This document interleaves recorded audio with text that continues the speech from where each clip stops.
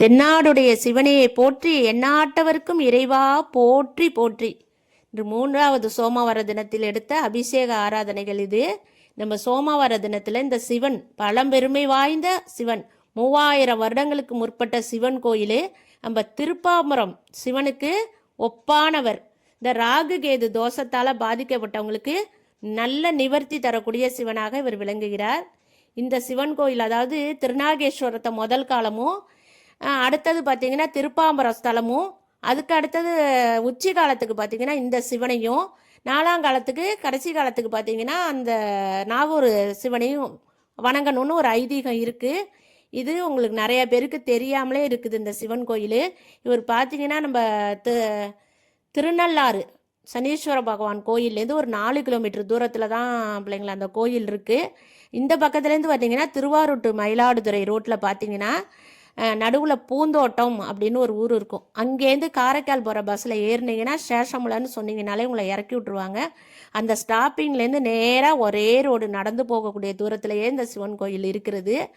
இந்த பக்கத்துலேருந்து திருநள்ளாறுலேருந்து வர்றவங்க விழுதியூர் அப்படின்னு கேட்டு அதுக்கு அடுத்த ஸ்டாப்பிங் பார்த்திங்கன்னா சேஷமுலை. அந்த கிராமத்துக்குள்ளே இந்த கோயில் இருக்குது.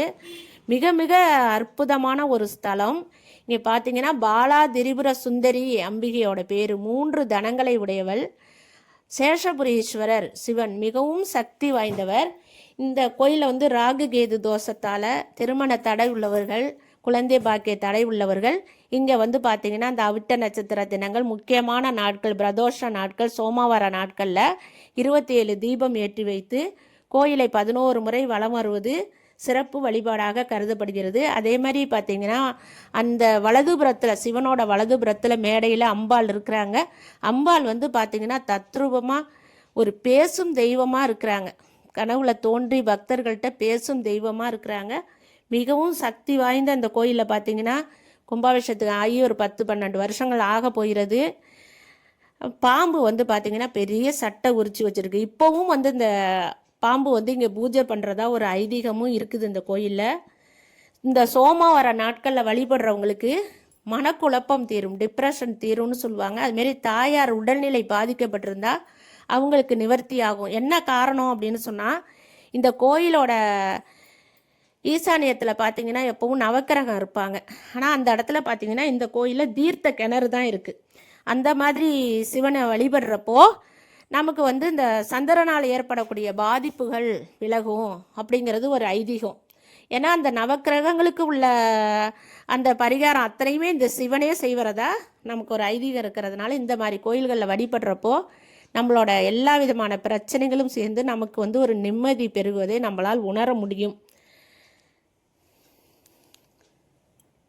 அதே போல் பார்த்திங்கன்னா ரொம்ப பழமையான கோயிலில் தான் இந்த சிவன் கோயிலில் பார்த்திங்கன்னா லக்ஷ்மி நாராயணர், மகாலட்சுமியை மடியில் அமர்த்திக்கிட்டு இருக்க நாராயணர் மூர்த்தி இருப்பாங்க. அது இந்த கோயிலில் இருக்கிறாங்க. அது ஒரு தனி சன்னதி இன்னும் கட்டப்படலை, இருக்கிறாங்க அந்த கோவிலில். அப்படி அந்த கோயிலில் உள்ள சிவனை வழிபடுறப்போ லக்ஷ்மி நாராயணரும் வழிபட்ட தலங்கிறதுனால நம்மளோட செல்வ வளம் பெருகவும் தொழில் வளர்ச்சி அடையவும் ரொம்ப அற்புதமான ஒரு ஸ்தலமாக இருக்குது. எங்களுக்கு இது 3வது சோமவாரம் வருடத்துக்கு ஒரு முறை எங்களுக்கு உபயம் இந்த தெய்வத்தோட அருளால் எங்களுக்கு கிடச்சிருக்கு. நல்ல விதமாக நாங்களும் இதை செஞ்சுக்கிட்டு இருக்கோம். எங்களால் முடிஞ்ச அளவுக்கு இந்த கோவிலில் நீங்களும் வழிபட்டு நீங்களும் நல்ல பலனை அடையணும் அப்படிங்கிறதுக்காக தான் இது எங்கள் சோமவாரத்தன்னைக்கு நான் வீடியோ போனேன், சோமவாரத்துக்கு எடுத்தேன். அவசியம் அனைவரும் கலந்துங்க. இதுக்கு திரும்பி போகல பார்த்திங்கன்னா தெற்க பார்த்திங்கனாக்கா திருமருகல் அப்படிங்கிற கிராமம், திருமருங்கல் சீயத்த மங்கை ரொம்ப சிறப்பான ஸ்தலம் அது. அது மாதிரி திருச்செங்காட்டாங்குடி, திருப்புகலூர் ரொம்ப ரொம்ப முக்கியமான கோயில்கள்லாம் 4 கிலோமீட்டர் தூரத்துலேயே நீங்கள் திருப்பி போகல பார்த்துக்கிட்டே போகலாம். ரொம்ப அற்புதமான ஒரு இடத்துல அமைஞ்சிருக்கு இந்த சிவனை. உங்கள் எல்லாருக்கும் நான் சொல்கிறதுல பெருமகிழ்ச்சி அடைகிறேன். அனைவரும் இந்த தலத்து இறைவனை வழிபட்டு நீங்களும் எல்லா வகையான செல்வமும் பெறணும் அப்படின்னு கேட்டுக்கிறேன். இங்கே பார்த்தீங்கன்னா பிரதோஷம், கார்த்திகை, அதுமாரி சதுர்த்தி, அதுமாரி முக்கியமான நாட்களில் தான் ஐயர் இருப்பாங்க. நீங்கள் அப்படி கோயிலுக்கு வரணும் அப்படின்னு சொன்னால் வாசல் ஐயரோட நம்பர் குறித்து வச்சுருப்பாங்க. நீங்கள் ஃபோன் பண்ணிங்கனாலே அவர் பக்கத்தில் தான் இருப்பார், வந்துடுவார், உங்களுக்கு பூஜை பண்ணி தருவார். உங்களுக்கு வேறு ஏதாவது சந்தேகம் இருந்தாலோ இல்லை இந்த கோயிலுக்கு வர்ற பாதை எதுலாவது உங்களுக்கு சந்தேகம் இருந்தாலும் நீங்கள் தாராளமாக கேளுங்க, நான் உங்களுக்கு பதில் போடுறேன்.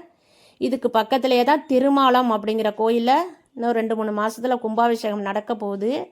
வாசுகி வழிபட்ட ஸ்தலம் இந்த ரோட்லேயே, இந்த பூந்தோட்டம் சேஷமலை ரோட்லேயே உங்களுக்கு 2 முக்கியமான சிவன் கோயில் இருக்குது. திருமகாலம் அப்படின்னு சொல்லுவாங்க. அதெல்லாம் நீங்கள் மிக சிறப்பான திருக்கோயில்கள்லாம் இருக்குது. இந்த பக்கம் வந்தீங்கன்னா நீங்கள் 2-3 சிவனை தரிசனம் பண்ணலாம். அதுமாரி அம்பகரத்தூர் அம்மன் இருக்கிறாங்க பக்கத்தில். அதனால் நிறையா உங்களுக்கு சாமிகளை வழிபடுற வாய்ப்புகளும் இங்கே இருக்குது. அதுமாரி பூந்தோட்டத்துலேருந்து பார்த்தீங்கன்னா 1 கிலோமீட்டர் தூரத்தில் தான் கூத்தனூர் சரஸ்வதி கோயிலும் இருக்குது. அவங்களையும் நீங்கள் வழிபடலாம். அதுமாரி திலத்தர்ப்பணபுரி அப்படிங்கிறதும் அந்த பூந்தோட்டத்துக்குலேருந்து ஒரு 2-3 கிலோமீட்டர்லேயே தான் அந்த ஆதி விநாயகர் கோயில்னு சொல்லுவாங்க, அதுவும் இருக்குது உங்களுக்கு. இந்த கோயில் பார்த்தீங்கன்னா தர்ப்பணம் பண்ணுறதுக்கு மிக சிறப்பான கோயில். நம்ம இறந்த முன்னோர்கள் வந்து நேரடியாகவே நம்மக்கிட்ட இருந்து அந்த வாங்கிப்பாங்க அப்படின்னு ஒரு ஐதீகம் இருக்கிறதுனால அந்த கோயில் மிகவும் சிறப்பான கோயிலாக இருக்குது. ஆக இந்த கோயிலை சுற்றி எல்லாமே அற்புதமான தலம் அமைஞ்சிருக்கு. திருமகாலம் கோயிலில் பார்த்தீங்கன்னா அந்த ராகு கேது, அது பார்த்தீங்கன்னா யோக ராகு யோக கேதுங்கிற பேரோடு அமைஞ்சிருக்காங்க. அவங்கள தரிசனம் பண்ணாலே அவ்வளோ புண்ணியம் அப்படின்னு சொல்லியிருக்காங்க. அப்படின்னு இந்த வந்த பாதையில் பார்த்தீங்கன்னா எல்லா விதமான அற்புத கோயில்களும் இருக்குது. அவசியம் அனைவரும் வந்து நல்ல பலன்களை பெறணும் அப்படின்னு கேட்டுக்கிறேன். இந்த திருமகாலம் கோயிலை பற்றியும் நான் ஒரு வீடியோ எடுத்து போடுறேன் உங்களுக்கெல்லாம்.